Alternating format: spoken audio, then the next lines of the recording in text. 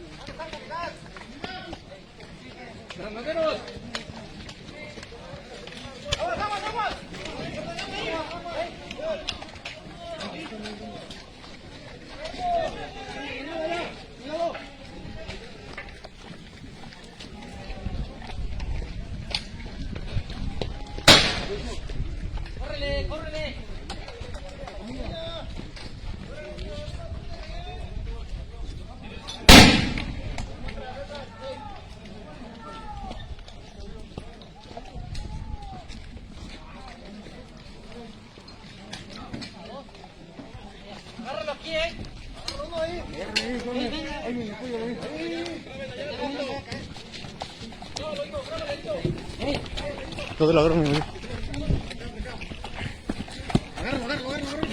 Ahí donde está la cisterna.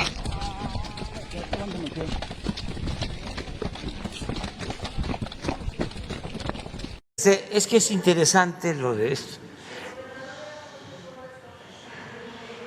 A ver, vamos a ver lo de Moreira. Pero a ver. Y me dijiste en el trayecto, ¿qué piensa usted de estos castigos a secuestradores y narcotraficantes? Te dije, debe ser un castigo legal muy severo. Y tú me dijiste que por ti mejor deberían ser asesinados. Me quedé impactado con tu respuesta. Era la respuesta de un criminal como Victoriano Huerta. Eso eres, te pareces mucho a él. Un poco más frentón, bueno, mucho más frentón que él, pero más loco que Victoriano Huerta. Ya cálmate, Calderón. Cuando tomes... No, yo pensaba que estaba más fresa, no, hombre. Gracias, presidente. Buenos días, Dalila Escobar, de A Tiempo TV. Preguntarle, bueno, este año se cumplen 10 años de la masacre en Allende, Coahuila, donde, bueno, de acuerdo con pobladores, desaparición de 300 personas, y es un tema que, bueno, pues ya se ha planteado incluso aquí. Usted incluso había mencionado que la investigación seguía abierta, y aprovechando que está aquí el secretario de la Defensa Nacional, en una investigación apenas hace unos días, reciente, de la revista Proceso, informaba que precisamente, bueno, pues es el secretario, el general secretario, quien en aquel momento estuvo a cargo de la guarnición que estaba en Piedras Negras y que tuvo conocimiento casi inmediato de estos hechos. Quisiera ver la posibilidad de preguntarle al secretario qué fue lo que sucedió en aquel momento, si se dio vista, si se tuvo conocimiento y si en efecto van a continuar las investigaciones en este sentido, presidente. Gracias. La primera. Sí, eso sucedió hace 10 años más o menos, ¿no? 10 años. ¿Quién era gobernador? Estaban Moreira, precisamente. Moreira. ¿Cuál de ellos? Era, fue en 2011. Humberto. Moreira. Humberto sí, y luego... se dio en una situación de mucha inestabilidad política, pero sobre todo de mucha violencia en Coahuila, estos lamentables hechos. Pero ¿podría el general explicar?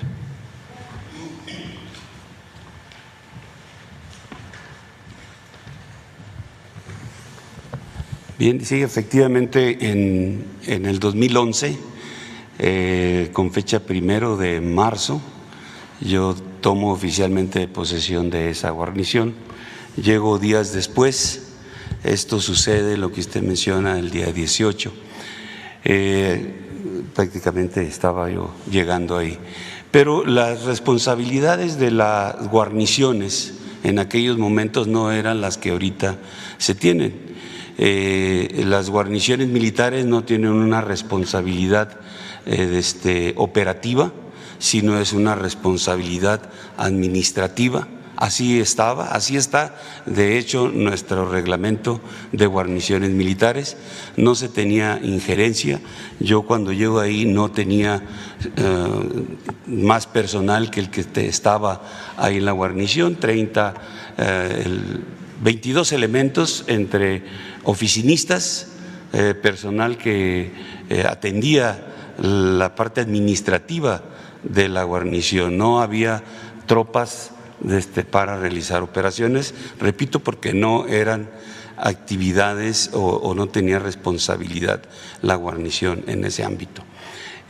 Había efectivos ahí en la guarnición o en esa área de una sección, 25 elementos que pertenecían al regimiento de Musquis, Coahuila. Era la fuerza operativa que se responsabilizaba de esa área, teniendo a bastante distancia su base principal. En aquellos entonces también Coahuila, además de lo que ya mencionó el señor presidente, la presencia de tropas era sumamente reducida. Teníamos una compañía de infantería, en Acuña, 200 hombres en Acuña, 150, 200 hombres, un regimiento de caballería en Musquis, casi en la parte central del territorio de ese estado, de ahí una unidad de infantería en Saltillo y otra más en Torreón. Era lo único que se tenía, las unidades, alrededor de 500 hombres. Es decir, contábamos con 1.500 hombres para poder cubrir todo ese gran territorio. Y bueno, la presencia obviamente de la delincuencia en ese estado. Por esas fechas también fui designado responsable de la atención de un incendio que empieza precisamente en esas fechas en Acuña y que va a través de todo el territorio hasta Musquis. Ahí es donde logramos parar el incendio. Entonces mi ocupación principal en esos momentos era la atención del incendio, controlando, siendo responsable de lo que era la parte del ejército, de la Fuerza Aérea y todo lo de protección civil que se estaba sumando al control del incendio. Además, la responsabilidad operativa, repito, no era mía, era del comandante de la zona. Como lo es actualmente, los comandantes de zona son responsables de las actividades operativas y administrativas que se realizan dentro de su área de responsabilidad, que normalmente ocupan un estado o hay estados que los tenemos divididos en 2 o en 3 zonas militares. Entonces no era yo el responsable directo en ese momento de esa parte. Quiero sí citar que en la actualidad en algunas guarniciones, como lo fue también en su momento la guarnición de Piedras Negras, se le han asignado responsabilidades operativas. De hecho, en la parte de ahí de Piedras Negras, cuando yo termino la responsabilidad de cubrir el incendio, unos meses después, debido a la situación que iba en incremento la presencia delincuencial y la actividad delincuencial, se convierte Piedras Negras junto con otros municipios de Coahuila como parte de una operación, la Operación Noreste, que era controlada y responsabilidad de la comandancia de la 4ª Región Militar con sede en Monterrey, porque en Monterrey y Tamaulipas ya se tenía esa operación y se conjugaron ahí algunos municipios. En ese momento, más o menos unos 8 meses después de que yo arribé a esa guarnición, es cuando se da el apoyo de tropas para realizar operaciones y se inician las operaciones, y ahí sí, después de 8 meses, fui responsable de la actividad operativa que ahí se realizaba bajo o coordinando el esfuerzo de los hombres que estaban ahí asignados a Piedras Negras y la parte que le llaman 5 manantiales. También quiero hacer referencia que de Piedras Negras hacia el lugar donde fue, en Allende, pues hay una distancia considerable que debido a esa dispersión de tropas o a la gran extensión de terreno, pues los responsables en su momento, que era el regimiento de caballería que tenía esa área, pues era difícil cubrirla con sus hombres, ¿no? Una extensión sumamente amplia. Inclusive como parte de la estrategia para atender Coahuila, fue creciendo en efectivos. En la actualidad hay una cantidad importante de efectivos que se ha llevado dentro de esta estrategia, inclusive ahorita en estos momentos estamos construyendo un regimiento, 560 hombres más que van a estar asignados a Ciudad Acuña. Ahí se están realizando una instalación. Entonces ya tenemos una cantidad diferente a lo que teníamos en ese momento.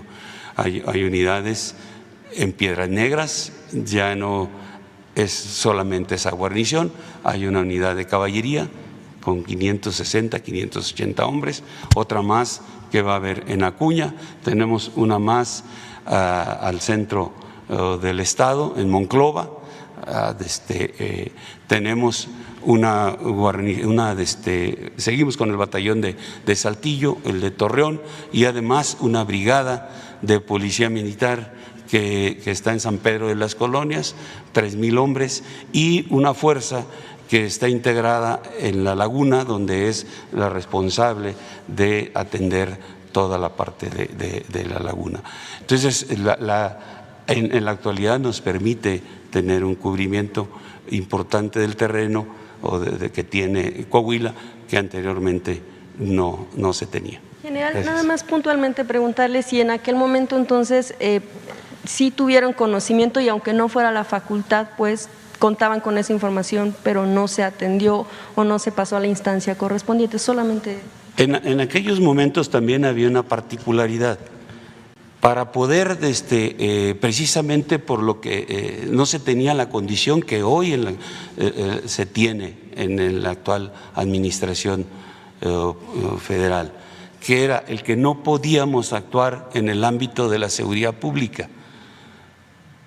No se podía actuar. Para poder nosotros actuar en el ámbito de la seguridad pública, tenía que existir una petición del gobernador del estado hacia la Secretaría de Gobernación, de la Secretaría de Gobernación hacer el análisis, hacer ver o establecer cuál iba a ser la estrategia, y si se determinaba que nosotros deberíamos entrar porque no se tenían las fuerzas suficientes de seguridad pública para atender el problema, entonces entraríamos a hacerlo.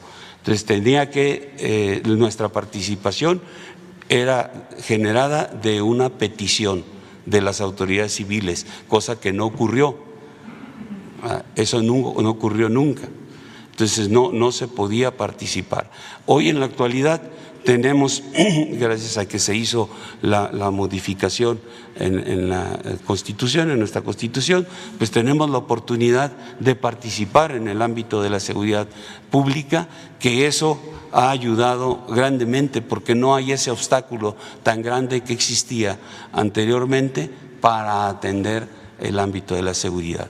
¿Qué teníamos que hacer? Andar operando, andar afuera, andar buscando a los delincuentes para que en el ámbito de la flagrancia se diera el encuentro con ellos y entonces pudiera uno actuar única y exclusivamente en flagrancia delincuencial. No había otra manera de hacerlo. Entonces, al no haber una petición, no podíamos participar. Sí hubo una presencia posteriormente de personal del regimiento de caballería de Musquis que fue al área a hacer, verificar qué es lo que estaba sucediendo o qué había sucedido. Gracias, general. Presidente, muchas gracias, general. Sobre este asunto, bueno, pues igual en nuestro medio ha podido constatar que aunado a esta crisis que se vivió sí hace 10 años, los pobladores ahora presentan la crisis económica que sí derivada del tema de la pandemia, pero lo que ellos mencionan es que ahora con el asunto de estar tan cerca precisamente de municipios que están pues dentro del decreto presidencial, donde tienen algunos beneficios fiscales, pues les ha afectado, y lo que ellos externan es que se sienten pues un tanto abandonados, pues no como tal por el gobierno federal, pero sí como lo que tiene que ver con este tipo de decretos, y que por algunos kilómetros este pueblo pudiera, junto con Villa Unión y Morelos, pudieran convertirse en una especie de pueblos fantasmas. ¿Consideraría de nuevo el análisis de poder incluir estos municipios o de plano ya están fuera del decreto presidencial? Pues no lo descartamos, pero el plan tiene que ver con los municipios fronterizos, porque no solo son estos casos, hay otros en toda la frontera que están haciendo la misma solicitud. Bueno, está pidiendo lo mismo Baja California Sur, porque anteriormente se consideraba como parte de la estrategia de apoyo a la frontera desde la época de General Cárdenas a Baja California Sur. Pues entonces estamos viendo qué posibilidades tenemos de ayudar y estamos abiertos a eso. Va a depender mucho del balance general, porque todo lo que se obtenga de recaudación, que vamos bien, todo lo que ahorremos por la austeridad es para el pueblo. Lo que no queremos es endeudar al país. Entonces tenemos que mantener finanzas públicas sanas. Entonces vamos viendo y priorizando. ¿Qué les digo, por ejemplo, a los pobladores de esa región y a todos los mexicanos? Que vivan en el pueblo que vivan del país, en la comunidad más apartada, en la ranchería, en el ejido, en la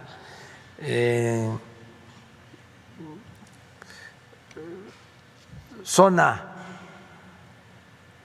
más remota, en la sierra, en el desierto, donde estén, van a estar recibiendo sus apoyos y cada vez van a ser más. Por ejemplo, el programa de adultos mayores. En todos los pueblos de México, donde hay adultos mayores, se va a entregar la pensión y cada vez va a recibirse una cantidad mayor. Mi compromiso es que a enero del 24 van a estar recibiendo el doble de lo que están recibiendo ahora.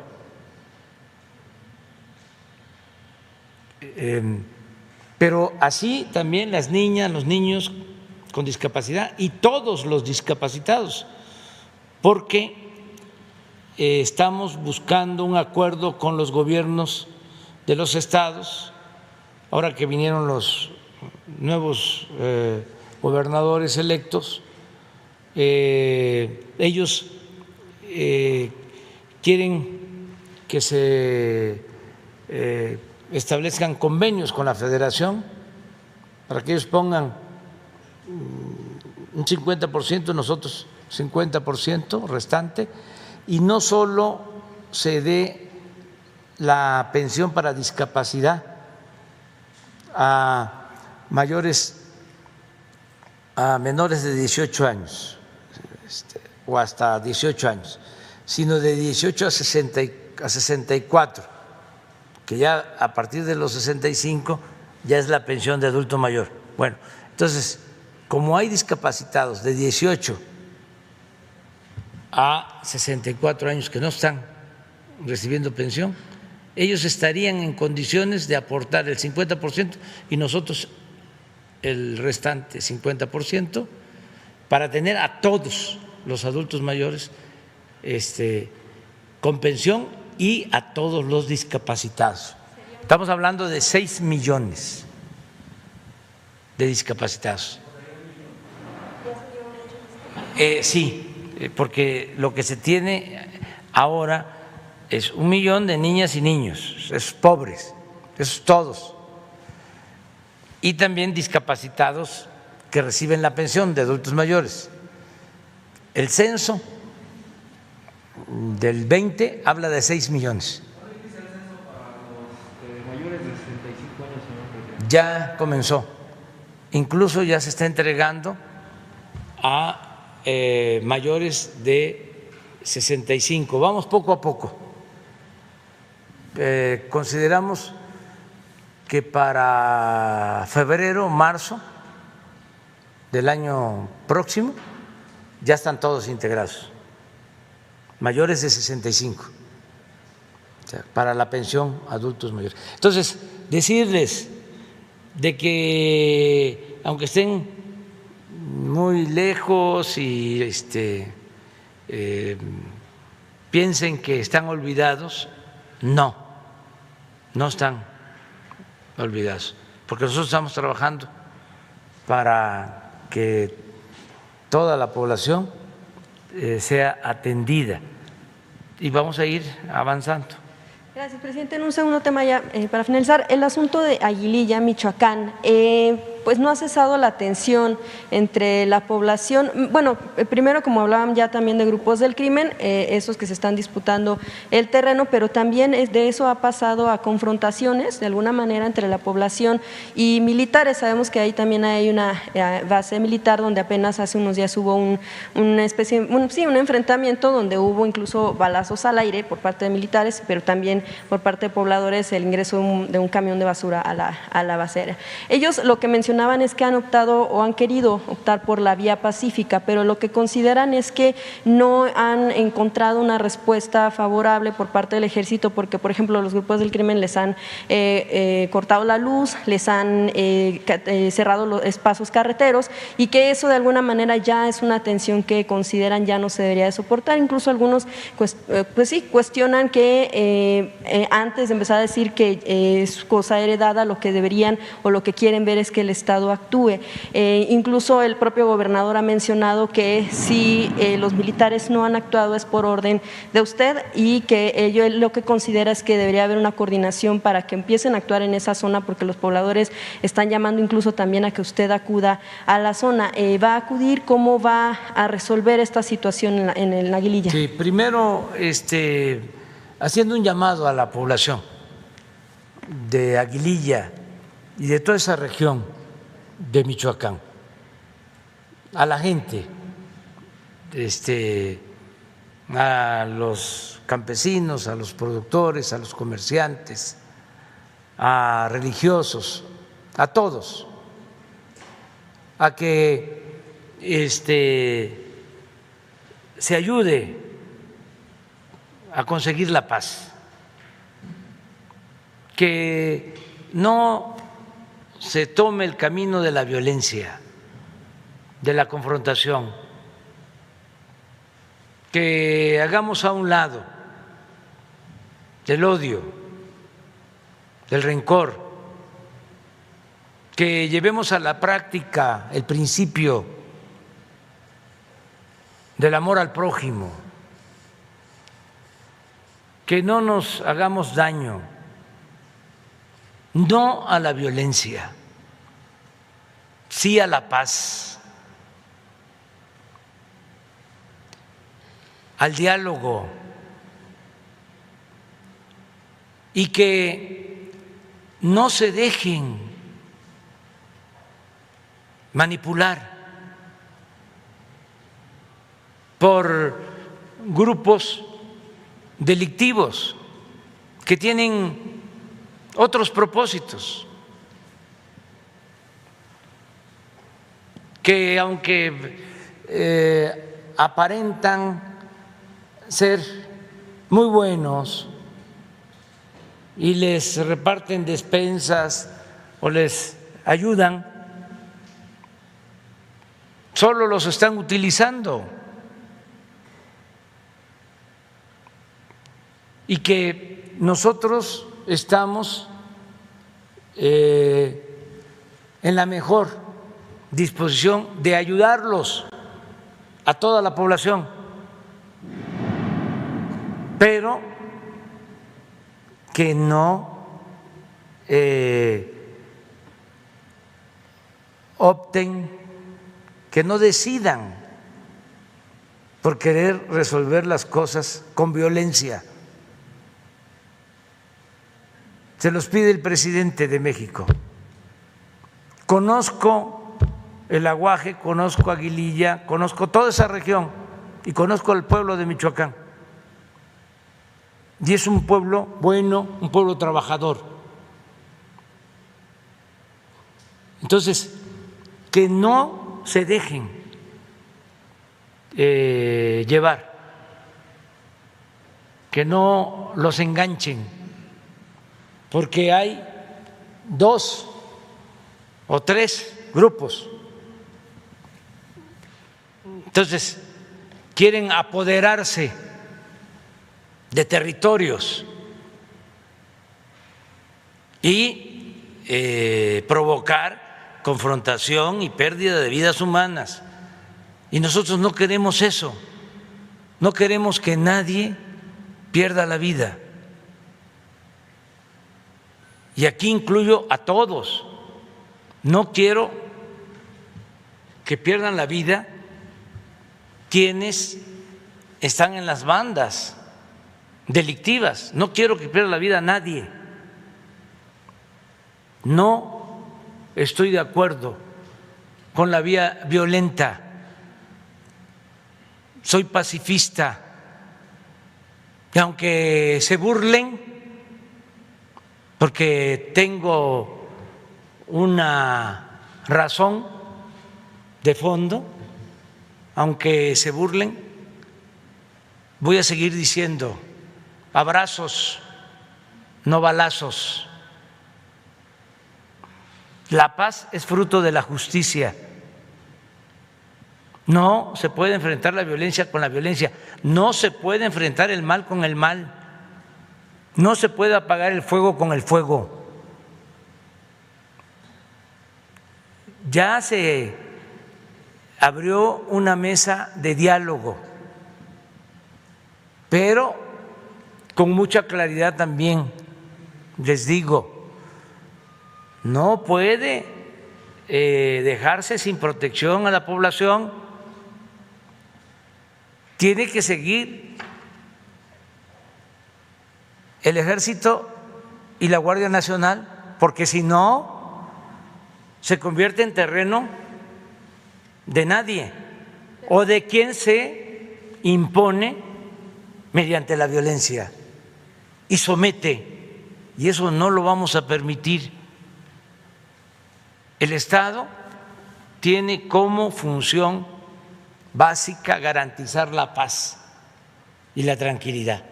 No le vamos a dejar, como antes, el que garanticen la paz los grupos de autodefensa. Eso no, eso fue un grave error que causó muchas vidas. Eso ya no se acepta y estamos buscando el diálogo. Y están muy interesados nuestros adversarios, muy interesados en la provocación. en que caigamos en la trampa de la provocación, de la violencia, porque quisieran mancharnos, quisieran poder decir, es lo mismo de antes. No, yo no soy Peña, ni soy Felipe Calderón, no soy partidario del mátalos en caliente, no soy partidario de masacres,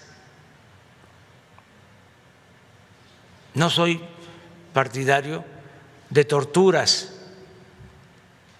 no soy partidario de la asociación delictuosa que se daba entre delincuencia y autoridades. Somos distintos.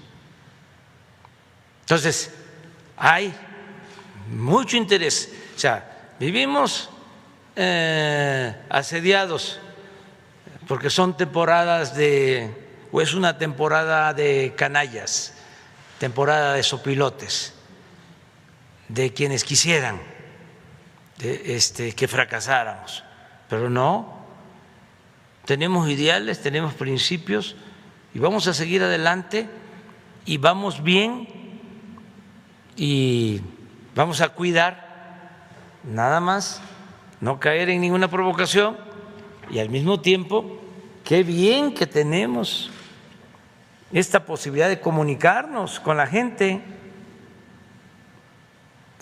porque yo estoy seguro que en Aguililla van a tenernos confianza y vamos a seguir con el diálogo hasta llegar a acuerdos, pacificar no solo Aguililla, todo el país, cuando se actúa de buena fe. Ahora que hablas de Coahuila, no se me va a olvidar nunca lo que vi de un video. A lo mejor nos va a costar mucho trabajo conseguirlo, pero sería muy bueno, un fragmento de Moreira en el gobierno de Calderón. Llega, él lo explica, a ver, consíganlo. No, espérame, es que es interesantísimo. O sea, es que todo esto ayuda porque si no, dice Humberto Moreira que llega Felipe Calderón a una gira a Coahuila para, si no lo encuentran, ya ahorita lo relato, y le dice que si cómo estaban las cosas y le pregunta por una persona supuestamente vinculado a la delincuencia, por uno o por dos, por un jefe de un grupo de delincuentes, y que le responde Calderón, le dice palabras más, palabras menos, lo vamos a alinear.